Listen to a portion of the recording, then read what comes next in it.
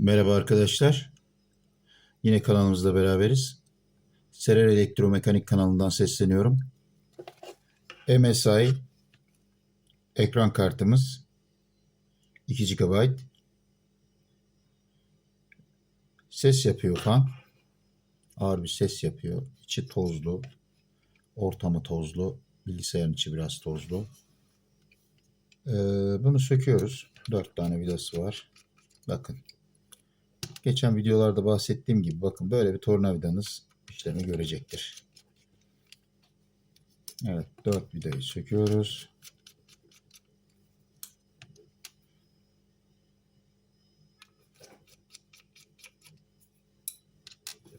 Hemen soğutucuya ulaşıyoruz. Soketi burada var. Soketine dikkat edin. Soketi söküyoruz. Evet. İşlemci hemen önümüze geliyor. Ve buradaki durum vaziyeti bakır yolları kontrol ediyoruz. İşte parçaları, kondansatörleri. Zaten bir arıza olsa belli olur. Evet.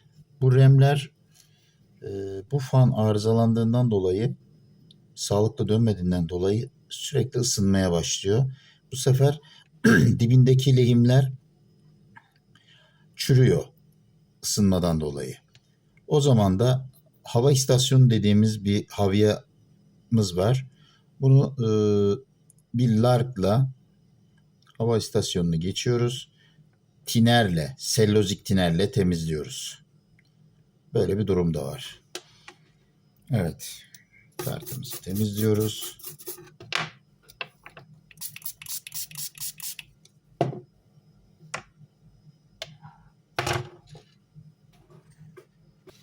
Ve sonra 4 tane vidamız var.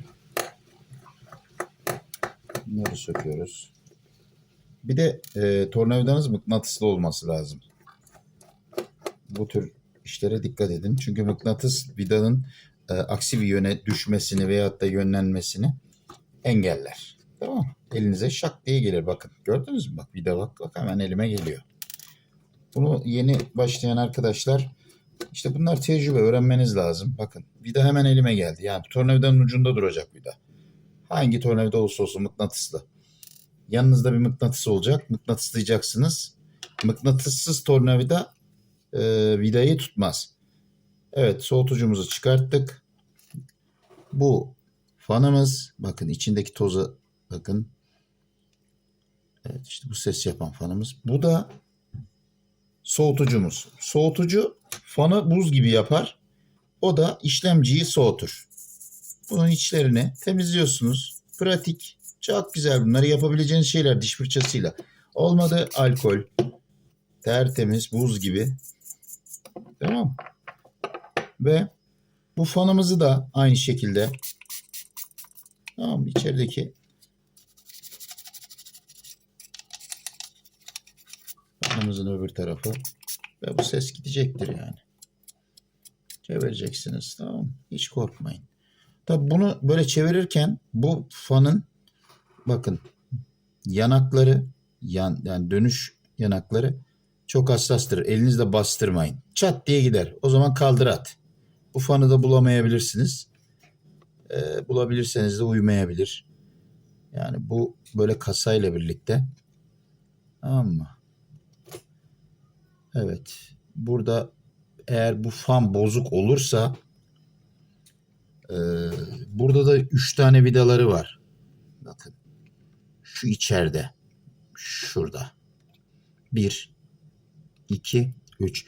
Bu fanı sökersiniz. Tamam mı? Şurada vidaları var. Bakın. Tamam mı? 1, 2 ve 3. Bunu sökersiniz, yenisini alırsınız. Soketi burada zaten. Evet. Durum bu. Burada termal macunumuz var. Bakın bu mevcut. Termal macunumuz burada da mevcut. Olmadığı zaman bunlar termal macunu tedarik etmeniz gerekiyor. Olması gerekiyor. Ve bakın işlemciyi soğutan Bu. Evet. Bunu yapışmasını da sağlayan termal macun. Termal macun işlemcilerin olmazsa olmazıdır. Bakın buradaki remleri de soğutan bu. Bakın buraya koyuyorum. Hepsi buz gibi. Bak remler de işlemcide. İşte burada soğutucunun önemini bir kere daha görmüş oluyoruz.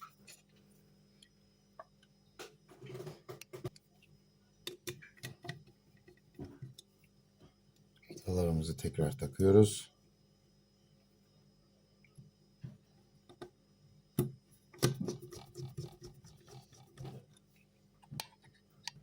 Burada soketimiz var.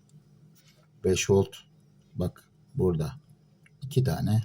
Tam görebiliyor musunuz? Bakın 1, 2. Bu soketi buraya oturtturuyorsunuz. Ters de oturtturmuyorsunuz. Gerçi ters oturmaz da yine de dikkat edin ters oturtturmamaya. Evet.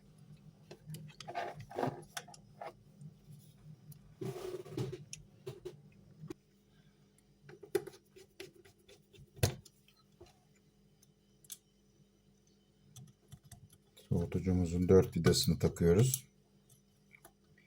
Bunlarda yaylar var. Bunlara dikkat ediyoruz. Evet. Ve kartımızı topladık.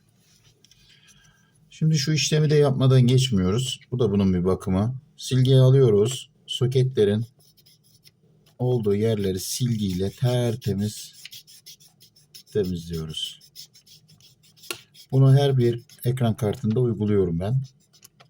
Bu çok iyi bir şey. Buralarda siyahlaşıyor artık. Belli bir süreden sonra deyip değmeme oluyor. Bu da iyi bir şey değil.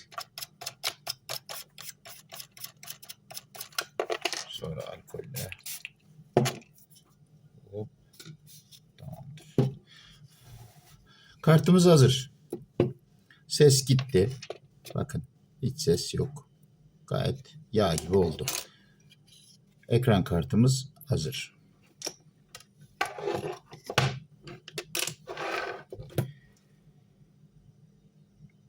Beni beğenmeye devam edin. Kanalıma abone olun. Yorumlarınızı bekliyorum. Teşekkür ederim.